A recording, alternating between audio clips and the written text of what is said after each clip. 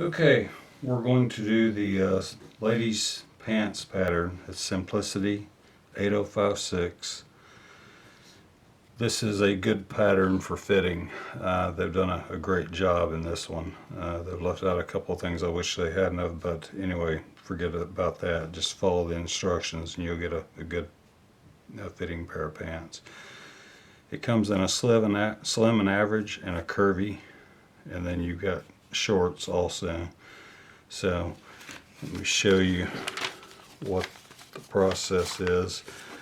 You've got 11 pieces to cut out. You've got facings for the pockets. There's the fly and front and back uh, panels for the waistband.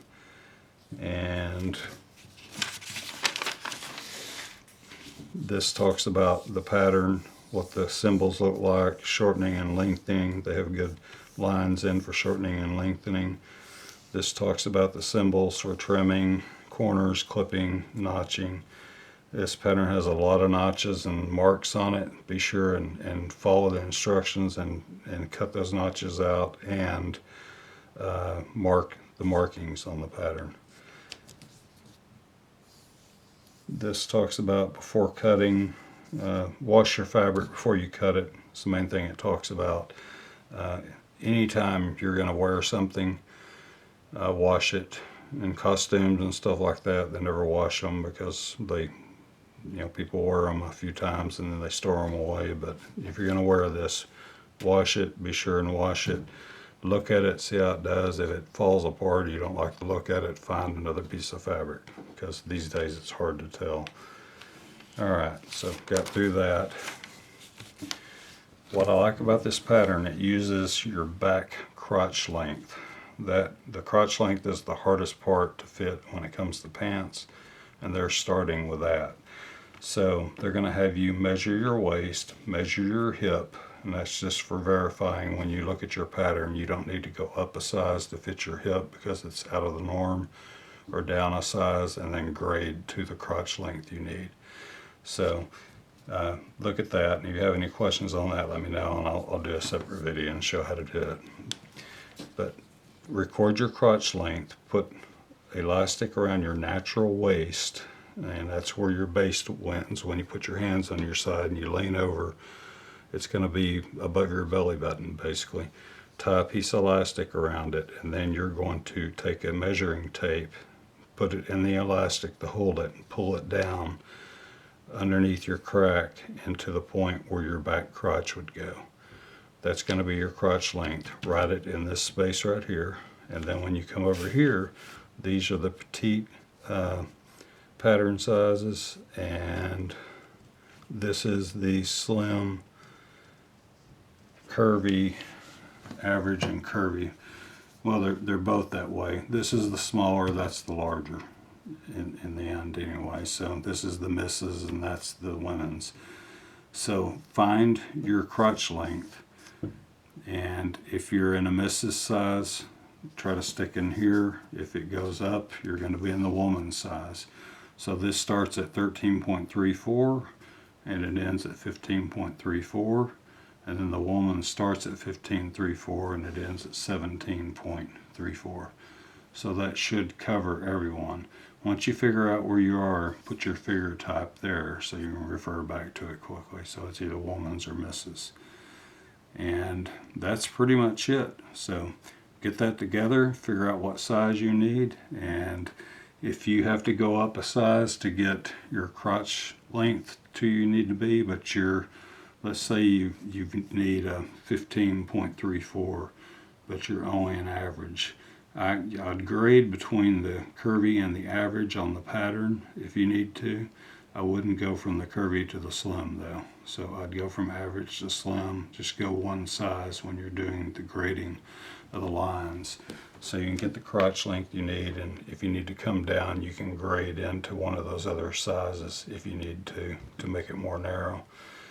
Anyway, that's it. Let me go. If you guys have any questions on that, I'm going to go ahead and cut out the fabric and do the interfacing and show you what I do on the interfacing, and then we'll move on from there.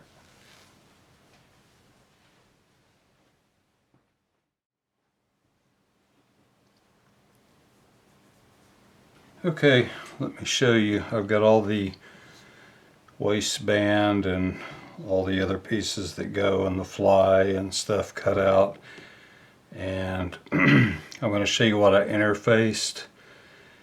And this is just through experience of making pants. It's not necessarily what they do in the directions. So we've got the front waistband, the left front waistband, and this is the back waistband. So we've got a right, a left, and 4 backs. So what I've done is I've interfaced the outer fabric. So the top one on each one is interfaced, the bottom one isn't. So that one's interfaced, this one's interfaced.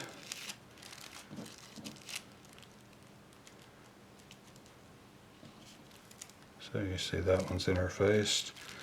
And then when you cut your back ones, you have to cut them mirrored. So one's this way, one's that way, because they're going to oppose each other. So on the top of each one of those, I've got an interface. There's the bottom, there's the top, and there's the bottom. So the top of each one of those is interfaced. And I interface both pieces of the fly. So this is the one they tell you to interface. This one they don't tell you to interface, but through experience, I put lightweight interface on all of this. And I'll leave you a link to the interface that I use on this. It's a lightweight interface, and I was waiting on an updated interface to come in, but it didn't come in time, so I'm using what I've got. So on the yoke, both pieces are interfaced, the bottom of each side, so left and right, and then both of the pocket facing number 3. So this is number 3, that's number 5. So both number 3 and number 5 are interfaced. The rest of them, 9, 10, and 11 are just the top pieces, both on each one, and then interfaced on both pieces of the fly. So we got the fly shield and the other piece here. So anyway, I've got that done, and here's my pocket lining. There's one piece, that's number 2, and this is number 4. So I've got the pocket piece cut out, and it's just ivory colored pocket fabric. And I get that fabric off Wallwack, order it by the yard, so I always have plenty of it. Okay, so that shows you what I've interfaced. If you want to do what I've done, I would suggest you do it that way.